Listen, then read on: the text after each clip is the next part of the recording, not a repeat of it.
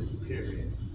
And I like looking at the pictures, you know, and getting a description of it, and you'd be like, okay. So also the big thing about like this, I want to say the '80s period where the drug administration thing and all of that. What did you guys think on that? And because I mean, like we're going from basically Mexican ditch brickweed compared to now. I mean, I mean, like I was a kid smoking brickweed, and then like do you guys like know the process of it, or have you ever like heard of the process of it becoming the brickweed? A little bit, sure. So that's just, it's really important when you're moving that much volume to get rid of the water, to get rid of the weight. Right. And so, you know, brickweed just, it serves that purpose because you dry it intentionally, and then it is slightly sticky, so it doesn't brick up once it's really dry. And you know, it tasted like it was really dry. Like, the best weed we could get in the 90s when I started really smoking, it's still, even winners with THC comes at 2.5. We're single digits THC, 6, 7, 8, 9, 10%. No way. Yeah, in the 90s, like late 90s, there's definitely winners of high times cups with 12% THC in 2000. And it moved quite substantially. Right. You know, as California opened up, more breeders were able to work under Prop 218. There were and other parts there, I don't know California nearly as well as this. So they allowed that opportunity to really look through the genetics in a higher volume. Okay. And so more plants, more uniqueness, then you're able to see, okay, this 1 out of 100 or 1 out of now 1,000 or 1 out of 10,000. That's that kind of unicorn can then get bred forward. Yeah. And really move the needle on some of those components. So, now I've always questioned the fact of why they say this, but based off that fact that you have, would you? Oh, California is California the best place to get bud from? Kind of historically, you know, Amsterdam is pretty awesome, and they've been a global hub for so long. I know they got so many bad genetics coming from out of there. Right. I mean, and London too, and I can't think of the guy's name for the amazing sativas. I feel bad, but Europe has dominated the genetics game for quite a while, and I think West Coast California really has it now. They moved through to like from that 2000 to 2010 period. There's a number of breeders, all part of TGA, that took California weed to a whole other level. Right. And that has moved into so many crosses now, and the changes commercially have really brought those to more people. And has forced those numbers up. Right. You know, through selection. yeah, And that's kind of easy selection. I totally agree on that because I mean, like, I lived in Washington and I was shopping out in California, and like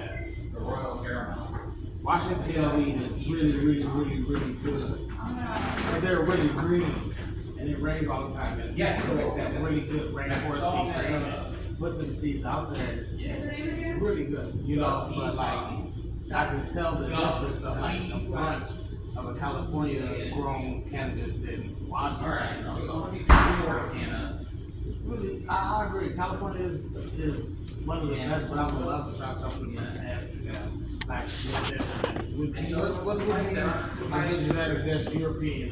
So then that would be,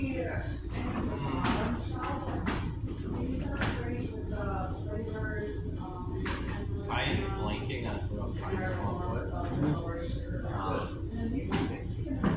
Because there really was some just amazing work being done, especially in London.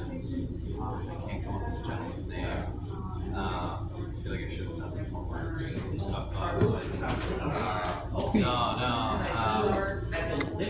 Working process for more sativa leaders, which is led into look at certain things too, like it just went with Northern Lights came to the U.S., got popularized, and had that ability to be out and finance made in England to an extent too, and it really made them into a So lot of Northern Lights is, right? Northern Lights is part of White Widow, or No. Northern Lights came and White Widow came along kind of in similar time, similar, I'm saying, quite a lot. that was like, I don't know if you remember, like, so like in 2004, when I like moved up there, but like my world like first time like tasting like catfish drunk, you know, like Yeah. I can't, don't know, I asked anybody what, don't nobody would have no sense for that, you know, and then I was like, my dad some snow cap, so like this is White Widow, and I'm like,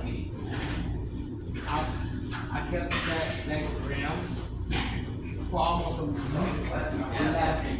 Yeah. What, like, just that transition from like, just ditch week is what I was getting at that age, 14 years old. And then crossing over into the Holy Grail is like, you know, that's. Well, I think the combination of focus, care, and love for indoor home growers and improving genetics and improving equipment has put home growers in an amazing spot right now. Okay. You know, the AC Infinity equipment to really keep your environment on point is a game changer.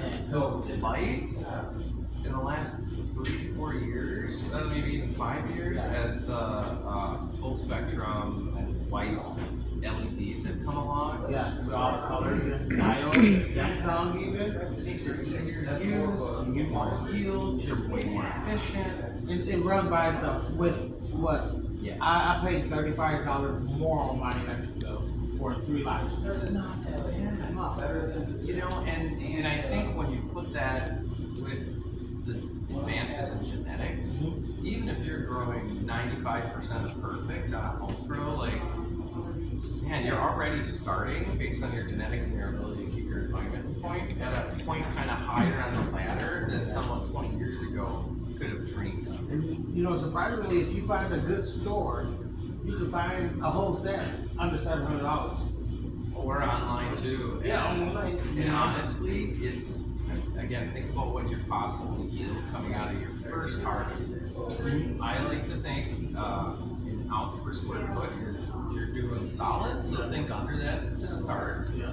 But you could, I mean, if you double that to about 2 ounces a square foot, like if you're experienced and your genetics are there and the environment stays. Feeding and watering. Yeah. Is a good key point too. Yeah. So with okay, like I was saying, LST and high stress training, high stress and low stress training. What about, is there a simpler way to correct or not over water with autoflowers? Because photopairs are really much more forgiving. You can dump them, and they'll be happy. At least you have the time to get them back to happy. Right. Autoflowers are more go. Like, let's get this show on the road. Yeah. And so if you have a hiccup there, it's gonna impact your final yield more. But also, as a home grower, do I really care about 10 ounces versus 9 or 8? Right. I don't. Right. True. Honestly, and so it doesn't bug me as much if one plant or something on my 4 isn't really on point the same way. With the overwatering, do you think overwatering damages a lot with autos? Yeah, I think that's the most common issue that folks are going to run into is overwatering, and reason being is especially for newer growers, they're scared of the dryback. They're like, oh my god, that plant has no water in it. Like, that's okay. It needs to dry back, Right. and then go ahead and do a full soaking and a full watering. Slowly around. Slowly. Yep. Yeah. Yeah. And in doing so, you know, but the other piece of that is, you know, if you started an autoflower in a 5-gallon grow bag, that little seedling doesn't need the whole grow bag to soak. Right. And so you have to start small and bring it out so that you do encourage what grows out to the edges, but without soaking the bag. Okay. This has actually led to a conversation internally, like, I know the general knowledge is, and the general consensus is to plant your seed for an autoflower in its final container. Yeah. But in doing so, it's a lot harder to water. So even if you do put it in like a solo cup, like I do for photo periods every time, it's easier to water and to cycle through wet, dry, wet, dry. And I know you're gonna get a little rebound, but if you catch it right at, you know, right where it's falling through. that point, yeah, you don't lose that much. And in my opinion, you might gain more by your ability to easily water and handle a solo cup size autoflower start, as opposed to a 5-gallon grow bag with your seed in it, and then it's a process, right?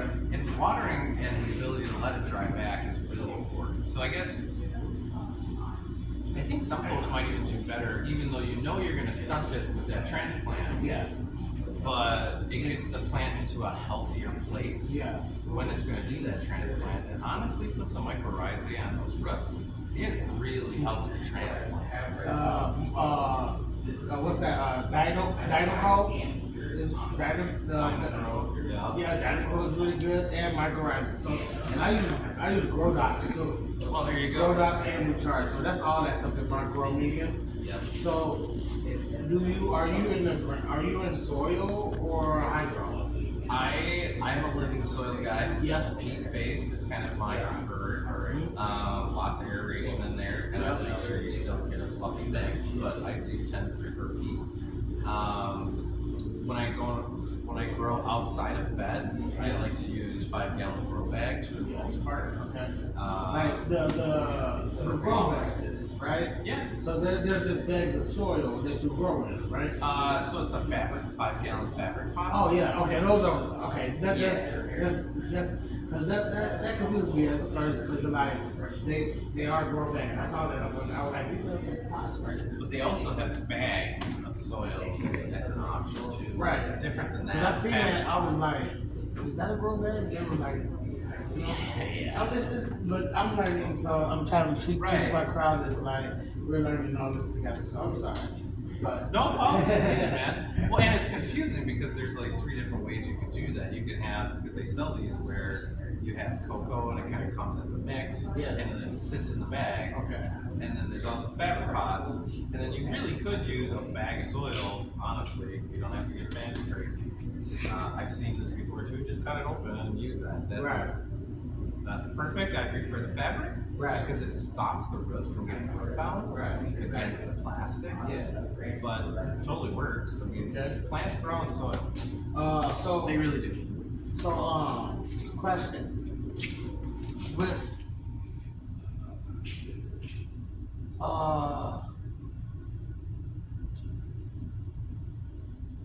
okay, so do you go organic or do you use, so organic is your way? I prefer, yeah. And so what I've settled on for flowering is a 2x4 bed. And then I use a sub-irrigation system. So it's got like a tube that runs to the bottom. And then the bottom has 3 points where it can pick up. Oh, okay. And so really Like a it's sprinkler system. kind of, yeah. But it's like they dip down, the soil dips down into the reservoir. Oh, okay. And then it'll wick that water up. And honestly, I put just a garden hose, and I could run, I think, close to 10 gallons in the tank on each 2x4 bed. And so, you know, even when they're running really hard in flower, I don't use the water every 2-3 days. Right. And that's what it's hard running. Right. Okay. $10 is a lot of water. Right, in 3 days. Yeah. And maybe a week or so, that's one thing. But what's really nice though is that it drains, it holds the reservoir, but that osmotic action to kind of bring the water up, it doesn't overwater. So I don't necessarily go a full dry bag. It'll just kind of stay in the middle where it'll be wetter and then drier and wetter and drier. That's kind of like an auto pot feeding. Much more. It's the exact same concept as an auto pot, Just my DIY version of it. Right, I feel like, cause I use AC Infinity auto pods. Yeah. And they're really well. They're really good, cause I noticed like that wave that happened, and then I like seeing my root ball. It was all over the place. I'm like, that works. Yeah. That works. You know, so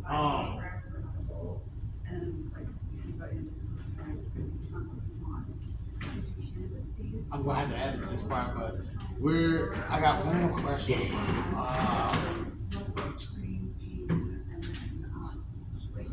God, how did I thought about it again?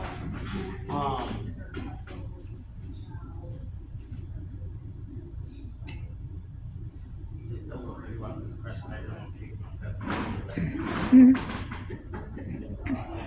I call it all dog. Sugar rubber tail. Where do I set my pH monitor? Oh man. Okay. So, alright. Well, since we're talking about the pH monitor, I forgot. I hope it comes back. But I'm not gonna hold up too much. You guys have to get off. But oh yeah. You said you like living soil. Yeah. So, what do you think about the Great Lakes living soil? Or what living soil do you like to use? Because the brand that I use is Sunshine. It comes with the boost of instead of big yellow bag Sunshine, and it comes with that what's that start with an S silica. Oh, sure. It comes with silica and it's living soil, and then I also use Great Lakes living soil, which is really good for me. Okay. Yeah. What living soil do you use? Well, I've started with kind of seven, and mixed them all together. Okay. So for the most part, I like using Foxfire. Okay. It's a really dense peat-based material. Comes with some nutrition, that's great. That's already there. Gotta use a ton of aeration in there to fluff it up, definitely do. Okay. Get some worm. So my first part there is to get worm castings in. So I'll use like 2 of Foxfire, 1 of worm castings, and 1 part of aeration for light or something. Something that would make the water through. Yes. And then, but that has all turned into, I also use some build the soil in there, which is just wild biologically active. Right. So you use builders or do you use the biochar? I mean, there's some in there initially. Oh, it is? I haven't used, I think in their like in 3.0 recipe, it includes some of that, and then it has the pea gravel stuff, like or whatever that is, but definitely has a microbial load. Yeah, I see it when I drop a leaf onto the bottom. Like that thing is molding and getting consumed like super fast. Oh wow. So yeah, I've mixed them all together, and what I do on a regular basis in between flowering runs is I will amend the top portion of the soil with Roots Organic, and then they have like kind of a grow mix, a flower mix, and a foundation mix. Yeah. So you get all your minerals, your calcium, magnesium, and mineral mix, but then I just use the flowering mix, and it's easy to mix in some new worm casting. In between cycles, kind of scratch that surface, get a mulch back on top of it, pop the next round in, and man, those roots go crazy in there. I love it. One last thing. What do you use for top dressing? The Roots Organic. Oh, the Roots Organic is your top dressing. Yeah. Okay. So it's like, I need 1 scoop for a 2x4 bed. It has like 80 gallons of soil in there. Okay. And so it's like basically ginger 75, but it's like 1 cup of the Roots Organic, and then 1 cup of the foundation. And then I put that in with worm castings, and I'll take some of the soil that was there just to kind of like make it a little easier to spread. Right. Give it a good mix, top dress that, put some mulch back on top of it. I either use wood chips because I've got a ton of wood shop. Right. And so it's like I just kind of So that keeps like the moisture and stuff into it. Makes a big deal for those top wicking. So if you have anything that's like a bottom wicking pots, the auto pots are a great example. Getting a mulch layer on top, it's gonna really help the water rise that high because it prevents the initial evaporation of the top layer. Right. And in doing so, the water is able to kind of Swim up. Yes. Through like just like rain. Through it's just like osmotic action. Yeah. It just weeps upwards. What nature does. Yeah, it really does mimic the soil and how soils in nature work. So Because you've got groundwater in the bottom, yeah. and it's pulled upward by the roots. Okay, so like would you like put my clippings down there? Would definitely because I have a pet that's that's brand new and like all my old clippings are right there. It just looks good. Yeah. No. Most of the time, I am taking all my clippings and putting them on the bottom of whatever my pot is. And then by the end of that, I'm taking them and putting them into a larger compost pile. Yeah. And then I'll try. I haven't been able to get that compost pile to come back into it. Like it needs a year or two outside. Yeah. That's hopefully pretty soon. I gotta see how it looks this summer. I think we'll be able to kind of like cycle that now back. Right back into a pot. Yeah, and instead of just worm castings, I can get some can of compost and some worm castings. Yeah. And I also use recharge too. Yeah, recharge. It's really nice. Them grow dots. That's Those are nice too. Yeah, I see it, and I like using fish poop too. The emulsion, fish emulsions, Yeah. I don't as much. I have mainly because that top dress has just everything in it you need. Yeah. And I mean, I saw a big boost out of it, but not as much as they say. Yeah. It's just to get your money, so I tried it, but it didn't really do nothing. But as recharge and products, every day I would see difference. Every time I fed, it would be difference. And so that's pH water, dechlorinated water, pH recharge. I don't even dechlorinated anymore. I mean, like it all comes out if you dry it here, right? Yeah, but so for dechlorinating, like the idea is that the chlorine is going to tear up your living soil and the microbial counts. Honestly, I haven't been able to notice the difference with or without doing it. Right. And I just run the hose to the bottom, and it's going to sit there for 3 to 5 days in terms of water. Anyway, it's going to back up. Yeah. So Next it's just, it's like, okay, kind of, I don't know. I haven't noticed the difference when I was watering with fabric pots, and I don't notice the difference now. Right. So I understand the idea behind it, I just don't know if I really see the same kind of effect people have. Or maybe just Minneapolis water. Some sort of water is some it all depends on where you're at. That It all really can can change. Because I mean, like, man, as we get further east, the soil gets really rocky. And I mean, some of the soil is literally only 4 feet.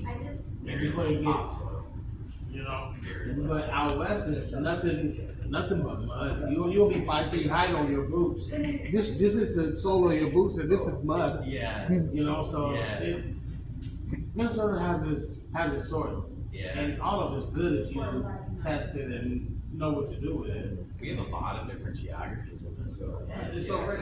That's why I say, like, if you just come to Minnesota, we got so much of everything right here in the state. Kind of. I mean, the difference between up north and down south, it's quite substantial. Even just like hours of light in The September. valley that's in Yeah, Mankato, no difference. man, for real. The valley that's in Mankato is just so. Where are we at? You know, are we near the Black Hills or are we in the Alps or what? Yeah. You know? And then once you get up north, I mean, once you get like past St. Cloud, it's farmland and it's flat prairie. Yeah. And then you go up north by Red Zone, it's just mountainous hills. It is. And tree land. Yeah. So it's forest and kind of almost like it's not quite mountainy like out Right. west, but for Right. Minnesota, But there's it's some built. elevation. It's built, you know, Minnesota's built real nice. Yeah. So Well, like and there's that variety, right? right, even by Roll-Off, you know, out by the Detroit Lakes area, it's like really mountainous, you know? Yeah. So it's really nice out there. Yeah, I love Minnesota. You wanna Yeah. So yeah, we can enjoy. I guess to just tell you a little bit about us, and we can kind of go from there. We're really focused on home growers, getting to meet each other, to learn from each other, connecting the community, and then we'll move into supplies and equipment at some point. But we're really focused on The small guy. not for home growers, absolutely. Right. I mean, it's the single home grower is really where I think if folks can learn how to grow, because it seems so complicated online, and it's actually, I mean, there's a lot of nuance you can dive into. Don't get me wrong, but even in the simplest methods, growing out in your vegetable garden, you can do way better than you really might realize. Just like It's all funny for autoflower. right, and it's like. If you And they do, love if you can outside do water. something, that's They right. love rainwater. Yes, they do. Man, I collect a 5-gallon bucket and They love sunlight. They love sunlight. That's not like a second tier option. It's really it's the way good. the plants It's good love. enough. Yeah. If you, I mean, like, if you get a good process, because I done had some of my larvae stuff, and that larvae, and this area, I think I trimmed it wrong, but once it got older, Yeah. it did stuff real nice. And it does that through the curing and drying process that I noticed. Yeah, it does. And you know, it changes and it becomes more turbid. You just feel that sticky and it's everything. I love Mary Jane. Yeah. For real, and that's why I want to share all my home growth and everything because man, we make the work around, man. I want to build up this size. This is not like rocket science. This is gardening. right? It really is. And to make it sound as if it's all pseudoscience in order to grow a plant, I disagree with that approach.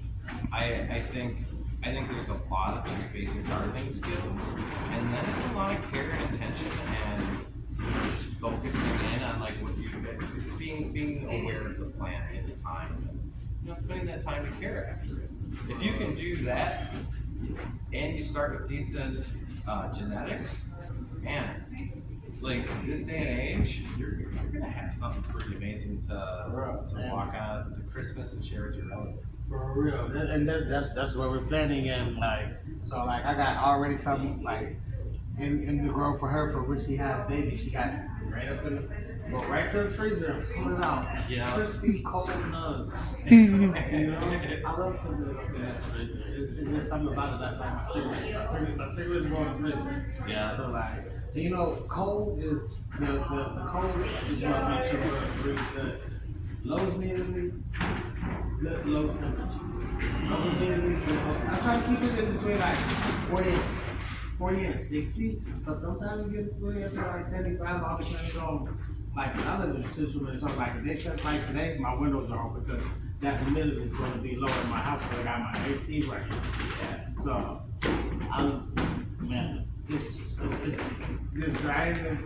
I got the growing side down now. And I know that I'm going to be having to up my feeding schedule now because I want my buds to come out a little bit more. But I know that when bigger buds are going to come, more time for moisture to stay into the buds. So I know that we'll have to work on the BBD. That's the big, yeah. Yeah, you got bigger buds, they're always a blessing, but the curse is mold. Yep. You gotta be cautious of those mold. Yep. Yeah. Keep airflow. You don't want no pockets of none of that. Yeah. You don't actually, it seems like you don't want it to be too high-low too. So Right. like if you have a slow fan against the wall that kind of ambiently moves things, that's better than on, off, on, off, which can kind of case harden and then lock in the water Yep. and possibly either take longer to dry or Have that possible. So, Yeah, so I think you're right on there, right? It's that constant, but not necessarily up and down proportion of the humidity. Some folks run an AC in their room to kind of keep it both cold and deal with the moisture. That humidity can actually it can take its own little ride with an AC. And And then it case hardens, and then it's like that can cause you issues. So it's, You know what I've seen too? What I found? I found ice milk. But what's that chemical called? That chlor is I forgot. Calcium chloride calcium or calcium? calcium chloride. Okay. So it takes the moisture out the Oh, air. really? It's a desiccant. Yeah, Okay. yeah, and it pulls. So Okay. you have to build it up to where it pulls down. Yeah. It takes the moisture out.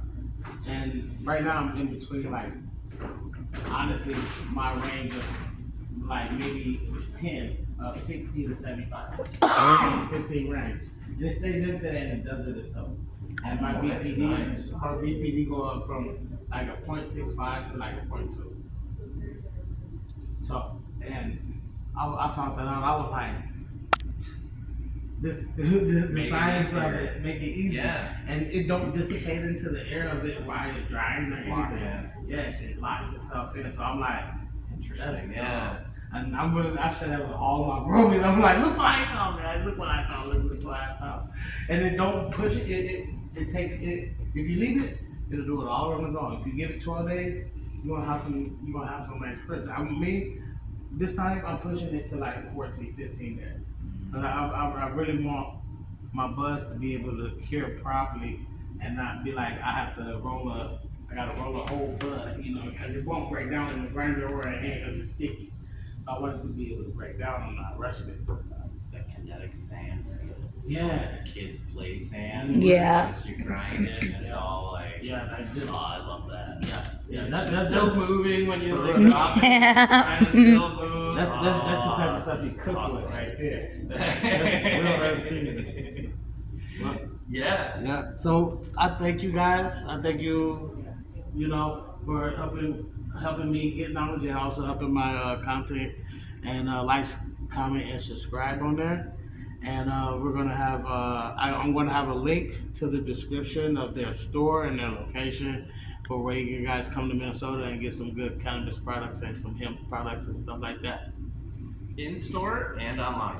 In store and online. Do a process. Thank you guys.